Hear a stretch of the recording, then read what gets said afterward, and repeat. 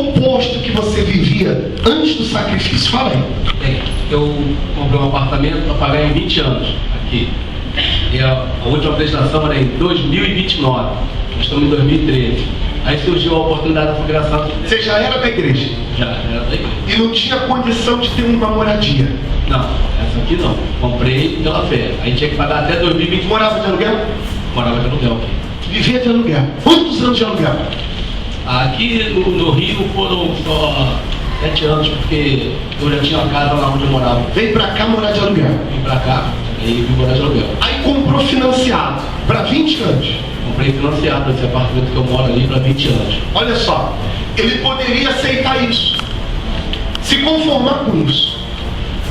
O que você fez com Deus para mudar isso? Fala aí. Bem, eu tinha uma economia, no ano passado eu estava economizando para trocar o carro. Aí eu peguei quando chegou a operação de dezembro. A última agora. De dezembro agora. Eu peguei e coloquei tudo isso no envelope, né? E agora em março eu quitei o apartamento. Já quitou. E agora? Agora eu não pago mais aluguel, não quero aluguel não, eu quero uma prestação, não pago mais nada. Você tomou uma atitude com Deus, foi na fé, fez um sacrifício, o que era para 20 anos, o Senhor já resolveu agora em março. Já resolveu, eu comprei em 2009, são 4 anos. 4 anos eu paguei um apartamento de 20. Aí você diz, poxa, como é que pode? O que eu tenho que fazer? O problema dele era esse, talvez o teu problema é pior. Mas o que eu tenho que fazer para chamar a atenção de Deus? Para que algo aconteça na minha vida? Fala aí, o que você fez? Qual foi esse valor que você colocou no altar? Bem, como eu falei, eu estava economizando, aí eu tinha 20 mil reais no banco. Fui lá, peguei os 20 mil reais e coloquei no altar. Você sacrificou os 20 mil no altar? Sacrifiquei os 20 mil, era o único que eu tinha. Era tudo que tinha guardado? Tudo que eu tinha guardado. E olha que, de repente, se fosse outro, eu ia falar, pô, com esses 20 mil eu posso abater quase a metade do apartamento, uma parte. Mas eu não olhei dessa forma, eu olhei que eu não aceitava mais pagar aquele apartamento.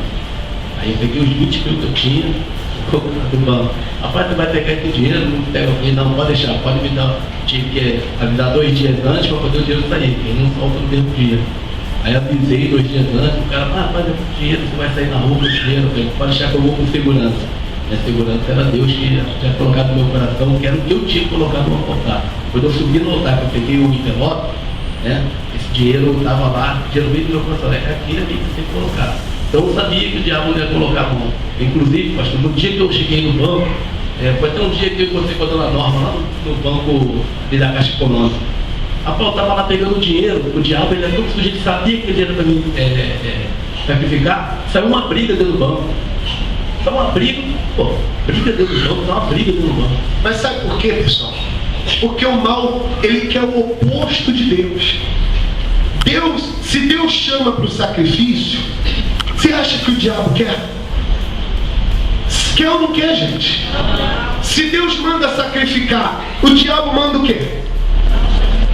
Se Deus, através da fogueira santa, manda a pessoa fazer o que ela não faz normalmente para a realização de um sonho, o que o diabo quer? Que ela não faça, que ela não pegue, que ela não se lance, porque o diabo trabalha com o oposto.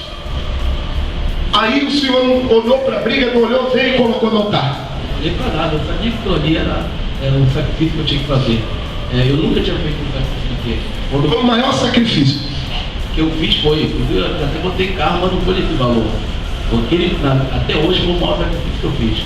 E nesse tempo que o Senhor vem sacrificando, o que Deus já fez na sua vida? Olha, eu tinha uma operação na garganta marcada para um dia, numa operação que eu participei também. Eu estava marcado assim com a sexta-feira. Aí nós passamos essa operação que foi, a gente orava no monte. Orando no monte, quase um mês de operação. E eu não aceitava fazer aquela operação, porque a médica lá onde eu tratava achava que podia ser um câncer na garganta, alguma coisa. Aí eu fiz esse exame todo, o médico marcou para sexta-feira, eu não me lembro do dia do mês. Foi curado? Fui curado, eu cheguei lá na quinta-feira, quando eu fui fazer o exame, eu já tinha tido até risco cirúrgico, tudo para na sexta-feira internar e operar.